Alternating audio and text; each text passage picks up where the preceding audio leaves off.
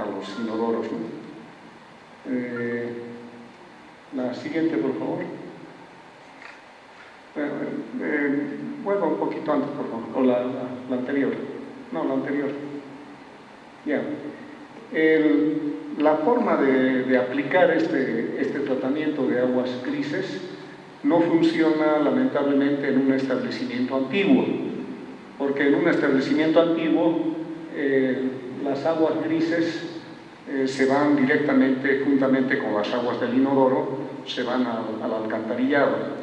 Entonces esto necesariamente exige una instalación en un edificio nuevo. Bueno, nunca es tarde para tomar medidas. Entonces la hotelería nueva, y no solo la hotelería nueva, sino en general los edificios de departamentos, deberían adoptar por un sistema de estos, ¿no? Donde las aguas grises que vienen de la mano del inodoro se las trata previamente y recién se las lleva al inodoro, a un tanque del inodoro, después por un bombeo se las lleva a los diferentes inodoros, y esas aguas del inodoro recién serían las aguas negras que van al alcantarillado. Entonces la siguiente, por favor. Bueno, y antes de pasar este tema, sería importante que si hay autoridades o personas que definen las políticas públicas, definitivamente la ciudad de La Paz y en general en Bolivia debería impulsarse el tratamiento de aguas grises, o sea, la reutilización de las aguas grises, puesto que es una necesidad porque el agua potable cada vez se va volviendo más escasa. La siguiente, por favor. Aquí tenemos eficiencia del uso de la energía. Lo que realmente buscamos en todos los establecimientos es dar una confortabilidad al huésped, pero de nada sirve que pongamos calefactores, pongamos una serie de implementos para calefaccionar el ambiente, si es que no tenemos un buen aislamiento del establecimiento, ¿no? El principio es que para la calefacción solar pasiva es que se acumula calor solar durante el día para emitirlo al ambiente durante la noche. Para esto, las áreas comunes, como lobby, restaurantes, recepción, deberían tener pisos de cerámica sobre una capa aislante de plastoformo. Esa capa aislante de plastoformo evita que el calor se pierda a la tierra y por otro lado, en la noche, ese calor recibido en el piso de cerámica se lo emite al ambiente en la noche. El otro aspecto es que los grandes ventanales de piso a techo deberían estar orientados hacia el sol de la tarde. Ahí, en nuestro establecimiento en Copacabana, hemos hecho innovaciones de diseño. ¿En qué sentido? Los manuales de construcción de arquitectura normalmente mencionan que la mejor orientación es hacia el norte. Eso es válido en un clima tropical. Sin embargo, en el altiplano paceño, en el norte de Chile, Argentina o en el sur del Perú, esto no funciona muy bien, porque esta parte de las habitaciones que están orientadas al sol del norte, en el verano el sol entra por la parte de atrás, por lo tanto no reciben sol, y si es un día nublado, aunque sea verano, el ambiente es frío. En tanto que el sol de la tarde, que es el oeste, siempre va a recibir sol, ya sea en invierno o verano, y este asoleamiento es muy importante para la calefacción solar pasiva del establecimiento.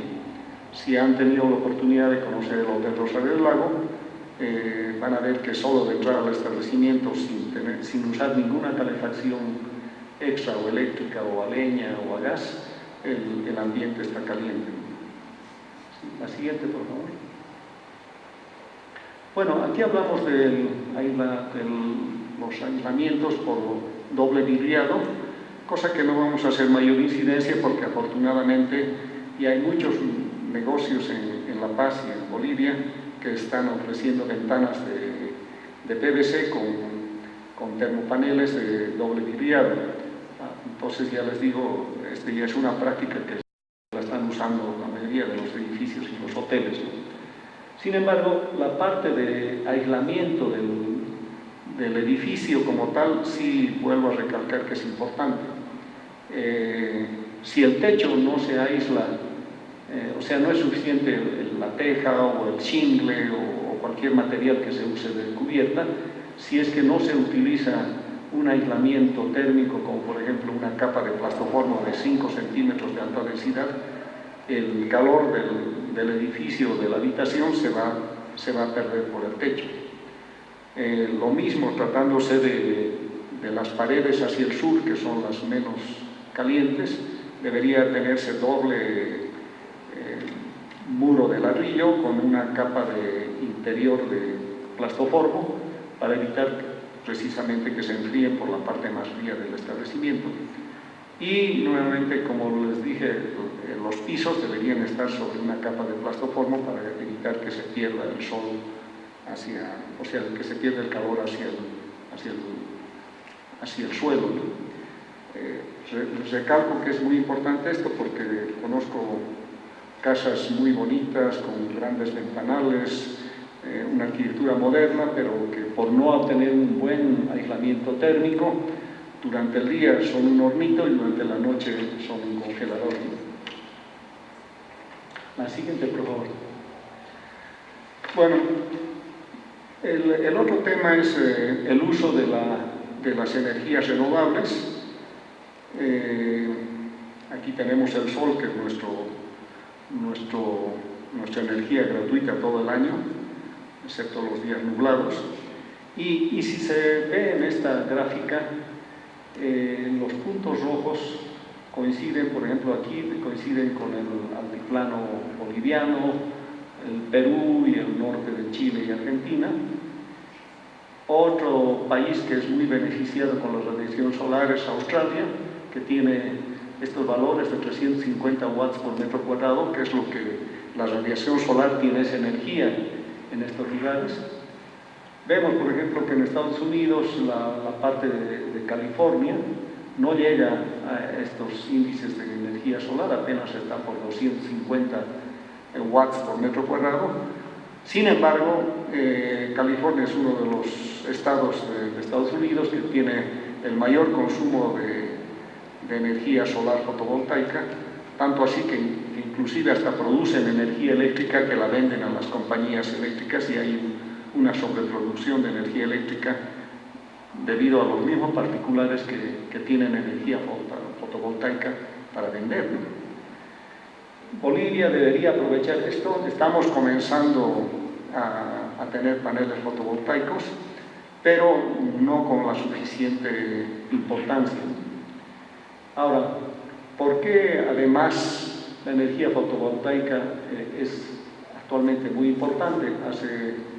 Hace más de 20 años la producción de energía eléctrica por celdas fotovoltaicas era bastante cara, estaba por arriba de los $6 la producción de 1 watt.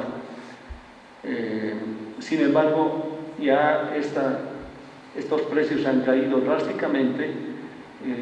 Al 2015 ya estaban por debajo de $1 la producción de 1 watt por pie cuadrado. Y sin embargo, los paneles de producción de calor por paneles solares para producción de agua caliente, que han estado muy en boga, siguen todavía en boga, pero no han bajado de precio. Entonces, la energía solar fotovoltaica está ahorita mucho más interesante que la producción de agua caliente por paneles solares. Entonces, la siguiente, por favor. Aquí vemos que otro aspecto que siempre se ha conocido, que es un panel fotovoltaico apenas tiene un rendimiento de 15 a 20% de producción de electricidad por la energía solar recibida. ¿Qué es el resto? El resto se desperdicia en calor, cosa que los paneles solares para producción de agua caliente son más eficientes, tienen 50-60% de mayor eficiencia, pero como les dije, estos no han bajado de precio y sí han bajado de precio los paneles fotovoltaicos. Ahora, si nos preguntamos, ¿qué pasa con esta energía solar que se desperdicia en calor? Bueno, en los paneles fotovoltaicos que están acostumbrados a ver en las fotos, son paneles que por un lado están recibiendo el sol, pero por otro lado están expuestos al ambiente porque precisamente tienen que estar ventilados para ser eficientes. En esta curva ven que a la derecha, a menos 25 grados centígrados, son más eficientes en producir energía solar. Bueno, digamos en La Paz estamos entre 0 y 25 grados y digamos en un clima tropical podemos fácilmente llegar a 50 o más grados, no solo por el ambiente, sino porque el panel se calienta y necesita ventilarse. Por cada 2 grados la eficiencia en producción de energía eléctrica es la pérdida de un 1%. Entonces, realmente los paneles necesitan ser ventilados, ¿no? Pero, ¿qué es lo que han empezado ya a utilizar en Europa? En lugar de perder ese calor del panel de la celda fotovoltaica, están colocando por debajo, o sea, pegado a la celda fotovoltaica, un captador de calor para agua caliente. Y esto de diferentes formas, ¿no? Puede ser uno de cobre tradicional, como los que conocemos, o puede ser una manta de polipropileno, o dicho, de PVC, como el calentamiento de las piscinas, que estando pegado a la celda fotovoltaica, aprovecha todo ese calor. Entonces, ¿qué es lo que tenemos en un sistema que lo llaman híbrido? La misma producción de 15 a 20% de producción de energía eléctrica y el restante, que en lugar de perderlo al ambiente, lo estamos aprovechando en agua caliente. Ahora, el reto para Bolivia es que nosotros no produzcamos los paneles fotovoltaicos. La China es el principal productor y es muy eficiente y muy económico. Alemania, Estados Unidos igualito importan celdas fotovoltaicas chinas. Sin embargo, esta parte sí podemos construirla en Bolivia, ya sea, por ejemplo, paneles de cobre pegados a la celda fotovoltaica. En Copacabana hace 20 años hemos construido nuestros propios colectores que funcionan muy bien y ahora ya la propuesta es que vamos a usar estas celdas fotovoltaicas con el panel construido aquí. Pero para los estudiantes que están aquí o para los que trabajan en este campo de energía solar, bueno, el reto es producir nuestras celdas híbridas, ¿no? Nuestros sistemas híbridos, que increíblemente en Latinoamérica no he escuchado de eso, pero ya en Francia se está vendiendo mucho, en Italia también, en España no lo están produciendo, pero sí lo están importando de Francia y de Italia, ¿no? La siguiente, por favor. Bueno, aquí tenemos un cuadro donde este calor que lo conseguimos por un sistema híbrido, lo podemos aprovechar de diferentes formas. Una es de producción de agua caliente, directamente para utilizarlo, por ejemplo, en losas radiantes. La otra, que es para calentamiento de piscinas. En ambos casos no necesitamos inclusive que el panel tradicional de captación del calor esté aislado por debajo. Y en otro caso podemos aislarlo por debajo y producir agua caliente a 50 o más grados, y esa agua la almacenamos en un termotanque. Entonces, de las tres formas, nosotros tenemos agua caliente y por otro lado tenemos la energía eléctrica gratuita por las celdas fotovoltaicas. Entonces, en los tres casos nosotros podemos utilizar las bombas de calor, que tampoco son conocidas o muy poco conocidas en Bolivia. La siguiente, por favor. Bueno, en realidad este cuadro trata el mecanismo de una bomba de calor, pero no vale la pena mencionarlo. Pasemos a la siguiente, por favor. Lo que básicamente es una bomba de calor es que transporta la energía de un lugar a otro mediante medios mecánicos. Eso se presenta, por ejemplo, en un equipo de aire acondicionado. Para todos es común el uso en Santa Cruz. Un equipo de aire acondicionado extrae el calor de la habitación y ese calor lo bota al ambiente afuera, ¿no? La gente no se preocupa cómo funciona, pero son excelentes, ¿no? En los pocos días de invierno o en un surazo en Santa Cruz, ese mismo equipo funciona a la inversa. Extrae el calor del ambiente y lo convierte en calor y es un calefactor para la habitación. Ahora, lo interesante es que una bomba de calor apenas consume 30% en energía eléctrica y el 70% es la energía gratuita que se encuentra en el ambiente. Esta energía gratuita en el ambiente puede ser en el agua, o en el aire, o en corrientes subterráneas, ¿no? Y esta energía eléctrica la tenemos de las celdas fotovoltaicas. Por lo tanto, combinando una electricidad fotovoltaica con un equipo, con una bomba de calor, entonces tenemos gratis por ambos lados la electricidad y la energía. Ahora, vale la pena mencionar esto: la energía eléctrica es solo el 30% comparada, por ejemplo, a una resistencia eléctrica. Un calefón con resistencia eléctrica, bueno, 100% de la energía calorífica para calentar esa agua en un calefón viene de la resistencia eléctrica. En una bomba de calor que está incorporada en el calefón, apenas se consume el 30% de energía eléctrica para mover el compresor, que es el equipo mecánico que utilizan las bombas de calor, y producir el agua caliente. Es increíble, en Bolivia no se utiliza estos calefones con bombas de calor, pero bueno, esperemos que a futuro pudiera haber empresas que empiecen a importar estos equipos. Ahora, ¿cuáles son los usos en general de bombas de calor? Son las bombas de calor aire-aire, que es lo que hemos mencionado, el aire acondicionado, bombas de calor aire-agua, que son los calefones eléctricos, o el calentador de piscinas. Entonces, el aire caliente del ambiente lo transforman en agua caliente para la piscina.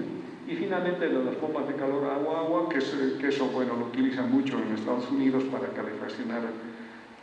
Extraen el calor subterráneo a 15-20 metros debajo del suelo y ese calor lo utilizan para, o sea, el agua caliente que está a esa profundidad les sirve para calentar el agua de los serpentines que utilizan en las losas radiantes, ¿no? Todos estos conceptos que se han mencionado, la siguiente, por favor, los estamos aplicando en el nuevo hotel en Rosario del Lago, o Rosario Sur, en Calacoto. Lo primero que hemos mencionado es el tratamiento de aguas grises para el uso de los inodoros y para el riego del jardín. Lo segundo es los paneles fotovoltaicos. Tenemos un techo perfectamente orientado hacia el norte con 20 grados de inclinación, que es lo que se recomienda para captar eficientemente la energía solar. Y por otro lado los vamos a construir con los paneles híbridos, que debajo de la celda fotovoltaica va a estar el captador de calor. Y finalmente la energía fotovoltaica la vamos a utilizar para utilizar bombas de calor para calentar la piscina. Entonces, con todo eso, bueno, estamos utilizando eficientemente la energía gratuita del sol y además reutilizando las aguas, tratando de ser más sostenibles. Bueno, muchas gracias por su atención.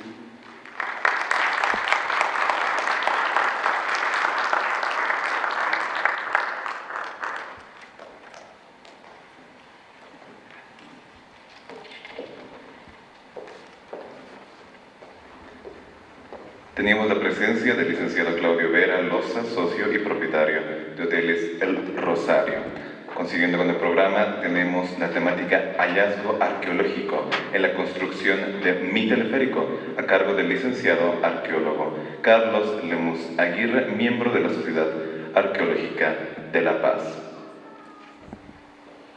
En la medida en la que se van construyendo las casas, en que se va expandiendo la mancha urbana hacia diferentes sectores del Valle de La Paz. Poco se hizo, no obstante, en investigaciones sistemáticas. Cuando pienso en la importancia que ha tenido esta investigación a lo largo de la historia de la arqueología de La Paz, me sorprende mucho que investigaciones pasadas no hayan considerado. El hallazgo, si bien tras décadas de haber habido un proceso destructivo, ha sido importante, nos ha sorprendido a casi todos quienes trabajamos en la arqueología de La Paz, pero también ha servido para hacer o desarrollar un cambio, un impacto a nivel de las políticas públicas, a nivel de la propia investigación en áreas urbanas y una reflexión acerca de lo que es la arqueología de contrato, las buenas prácticas en la arqueología de contrato y la responsabilidad que tienen que tener no solamente quienes hacen arqueología, sino quienes trabajan sobre movimiento de suelo en este tipo de áreas urbanas. Sitios arqueológicos como La Paz son Cochabamba, son Santa Cruz, Potosí, que han sido instaladas sobre otros pueblos o áreas urbanas y poblados grandes de épocas prehispánicas.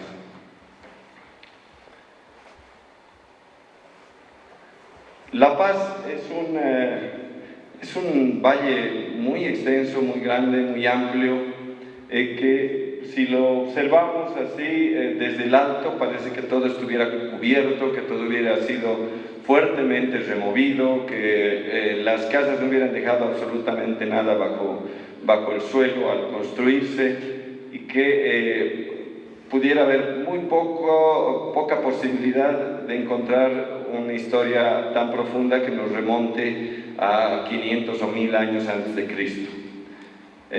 Lo contrario, ¿no? La Paz ha sido un lugar de intensa ocupación en el pasado y a pesar de las construcciones que han poblado todo el valle, todavía se pueden encontrar restos arqueológicos, restos de las antiguas ocupaciones que por ser escasos también, escasas ahora por la destrucción que han sufrido, son aún más valiosas y que nos permiten entender un poco más acerca de las estrategias de ocupación que han tenido los antiguos pueblos prehispánicos y cuál fue el rol de este lugar tan importante en su vinculación con otras zonas como los yungas, las zonas bajas y otros valles que están en nuestro entorno.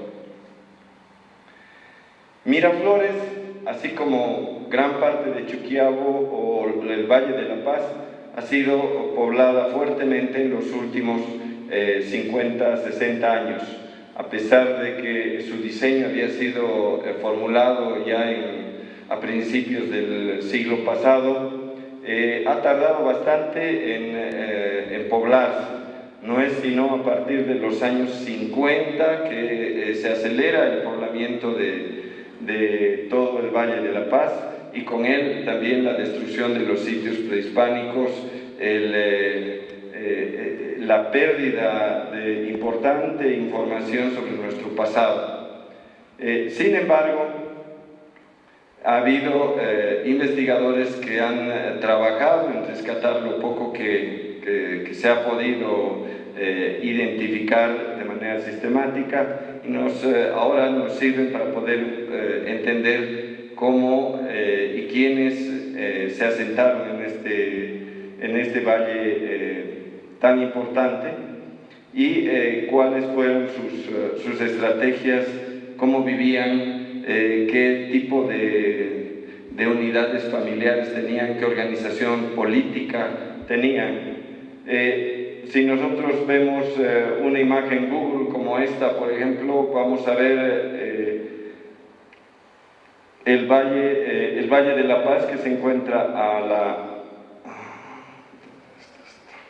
a su derecha, donde hay un punto rojo, que es la población del Valle de la Paz.